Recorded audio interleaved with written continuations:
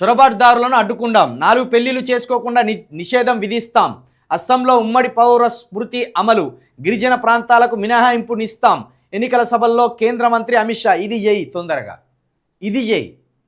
ఇప్పుడు బీజేపీ ప్రధానంగా ఆందోళన చెందేది ఏంది? దేశంలో ఒక మతానికి సంబంధించిన వ్యక్తులు భయంకరంగా పిల్లల్ని అంటూ ఆ జనాభాను పెంచుకుంటూ పోతున్నారు. ఆ జనాభాను పెంచుకుంటూ పోవడం వల్ల మన హిందూ సమాజానికి ఏదో ఒక రోజు పెను ప్రమాదంగా మారుతుంది అని ఈ మన బీజేపీ వారు ప్రచారం చేస్తుంటారు. నిజానికి అందులో నిజం కూడా లేకపోలేదు. 100% దాన్ని నేను ఒప్పుకుంటా కూడా. దాంట్లో నిజం ఉన్నది కూడా, దాంట్లో నిగూఢమైన నిజం ఉన్నది కూడా. కాబట్టి మరి ఇది చేయర్రి, యూనిఫామ్ సివిల్ కోడ్ దేర్రి. యూనిఫామ్ సివిల్ కోడ్ కావాలి. అన్ని మతాలకు ఒకే రకమైన చట్టం వర్తించాలి. ఈ అన్ని మతాలకు ఒకే రకమైన చట్టం ఏంటంటే, రాజ్యాంగం మనం అమలు పరుచుకున్నాం. రాజ్యాంగం అమలు పరుచుకున్నాక కూడా సివిల్ చట్టాలు అనేటివి ఆయా మతాలకు వేరువేరుగా ఉన్నాయి. క్రిమినల్ చట్టాలన్నీ ఒకే తీరుగా ఉన్నాయి. క్రిమినల్ చట్టాలంటే ఏంది? ఒక మనిషిని మనం కొట్టినాం, ఒక హిందూ వ్యక్తి ఇంకో వ్యక్తిని కొట్టిండు, లేకపోతే ఒక క్రిస్టియన్ వ్యక్తి ఇంకొక వ్యక్తిని కొట్టిండు, ఒక ముస్లిం వ్యక్తి ఇంకొక వ్యక్తిని కొట్టిండు, ఒక పార్సీ వ్యక్తి ఇంకొకటి కొట్టిండు. ఈ నలుగురికి కూడా క్రిమినల్ చట్టాలు సమానం. మతానికి సంబంధం లేకుండా క్రిస్టియన్ అయినా, ముస్లిం అయినా, హిందూ అయినా, పార్సీ అయినా ఒకరి మీద దాడి చేసినప్పుడు ఈ నలుగురికి కూడా ఒకే సెక్షన్స్ వర్తిస్తాయి.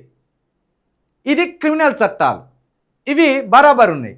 కానీ సివిల్ చట్టాలు, వివాహ వ్యవస్థకు సంబంధించిన చట్టాలు, ఇవి మతానికి చేంజ్ ఉన్నాయి. మతానికి మధ్య వీటి తేడా ఉన్నాయి. ఇది చాలా మోసం అయిపోయింది భారతదేశంలో.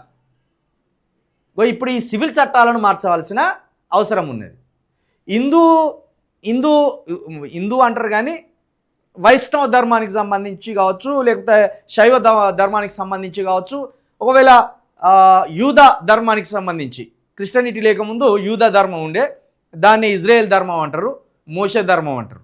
దాని ప్రకారం కావచ్చు, లేకపోతే ఇంకో ఇస్లాం ధర్మం ప్రకారం కావచ్చు, బహుభార్యత్వం ఉండేది. ఇందులో అన్ని మతాల్లో ఉండే బహుభార్యత్వం. ఇజ్రాయెల్ దగ్గర నుంచి మొదలు పెట్టుకుంటే మన హిందూ వరకు బహుభార్యత్వం ఉన్నది. యాక్చువల్లీ ఈ బహుభార్యత్వం అనేది అక్కడి నుండి వచ్చిందే, విదేశాల నుండి వచ్చిందే. ఇది 10 మంది భార్యలు ఉండేది, 20 మంది భార్యలు ఉండేది. పైగా ఈ భార్యలకు సేవ చేసే చెలికత్తలు ఉంటారు కదా, వాళ్ళతో కూడా రాజుల పిల్లలు కానీ.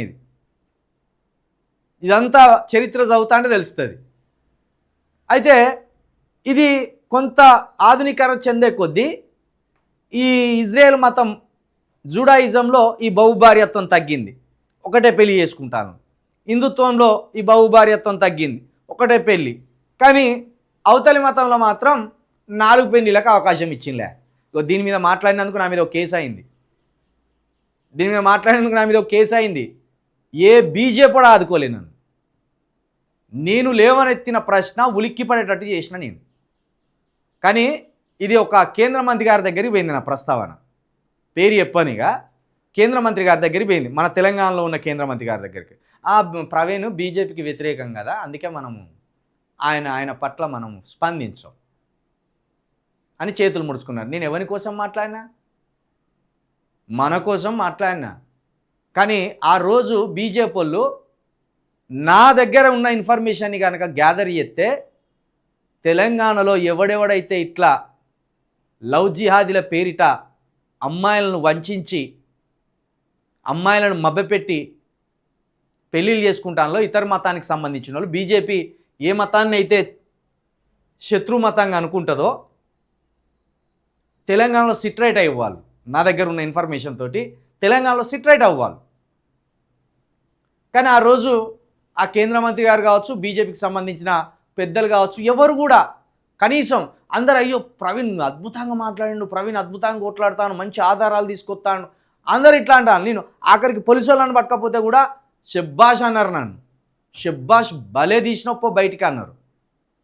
కానీ ఏం లాభం? మనోళ్ళ కోసం మాట్లాడితే నేను పోయి జైల్లో పడ్డా. ఇక దాన్ని ఒకటి పట్టుకొని 14 కేసులు వేసి కథం. సీతకేసే, పొన్నపాకరేసే, మల్లిగాడేసే, ఈ కేసులన్నీ కలిపి బండ మీద పడ్డట్టు వేసినాను. సరే ధైర్యం కోల్పోలే, అది వేరు.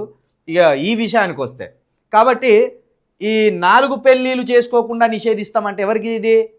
ఇస్లాం. ముస్లిం వారు ఇప్పటికి కూడా 4 పెళ్ళిళ్ళు చేసుకోవచ్చు. ఇక మనోళ్ళు చంద్రబాబు నాయుడు ఓ మాట చెప్పిందిగా, 2 వద్దు 1 ముద్దు, 4 వద్దు 2 ముద్దు ఆయన చెప్పుకుంటూ వచ్చేది కదా. ఇక మళ్ళీ ఇప్పుడు ఏమంటాను రివర్స్లా, పిల్లల్ని కనండ్రో, మన జనాభా తగ్గిపోతుంది, పిల్లల్ని కనండి అంటాను. సివిల్ చట్టాలు అందరికీ ఒకే తీరుగా ఉండాలి. ఇది 100కు 100% బీజేపీ వైఫల్యం. వీళ్ళు అధికారంలోకి వచ్చి 13 సంవత్సరాలు గడుస్తున్నా మీరు యూనిఫామ్ సివిల్ కోడ్ ఎందుకు తేలే? మీరు ఇక్కడ ఫెయిల్ అయిపోయారు. మీరు అన్ని మతాలకు ఒకే రకమైన సివిల్ చట్టాలు రావాలి. అది అన్ని మతాలకు, క్రిస్టియానిటీకి కానీ, హిందువులకు కానీ, ఇస్లాం కానీ, ఇంకో పార్షిక్ కానీ, అందరికి ఒకే రకమైన సివిల్ చట్టాలు రావాలి. అప్పుడే వివాహ వ్యవస్థ సిట్రైట్ అవుతుంది.